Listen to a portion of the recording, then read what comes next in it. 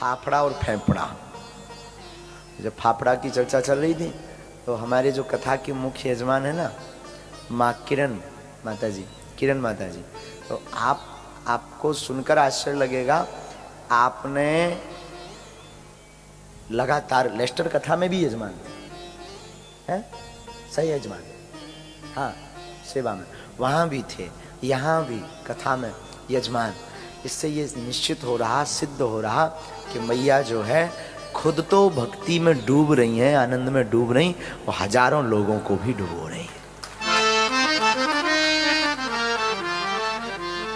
फाफड़ा और फेफड़ा की चर्चा चली तो आपने हमें डब्बे में वो दिए थे फाफड़ा, उसी दूसरे दिन सिद्ध करके।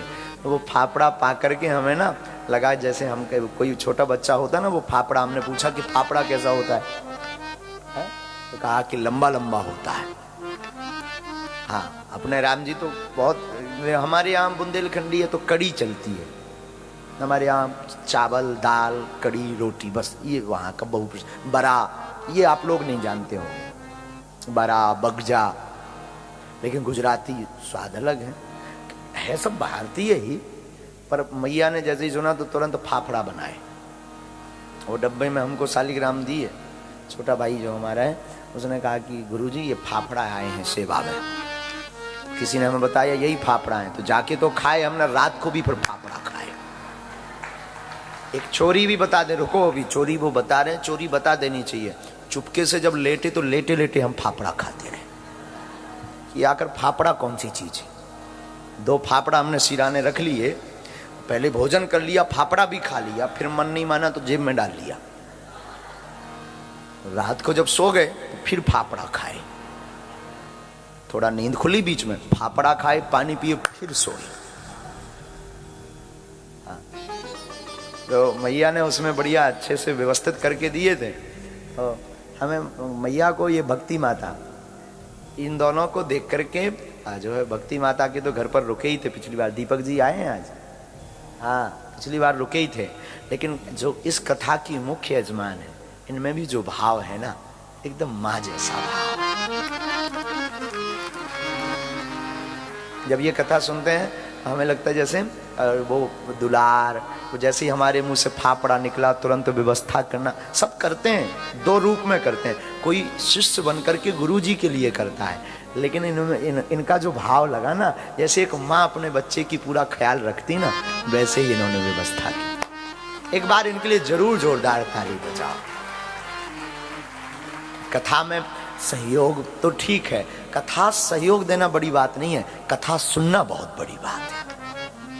करवा तो कोई भी लेगा, पाउंड जिसके पास में है वो बुला करके करवा लेगा, लेकिन कथा सुनना पूरा हम देखते रहते हैं 3 घंटे तक, वरना हमारे जितने जजमान हैं वो आधे से ज्यादा जजमान खिसक जाते हैं।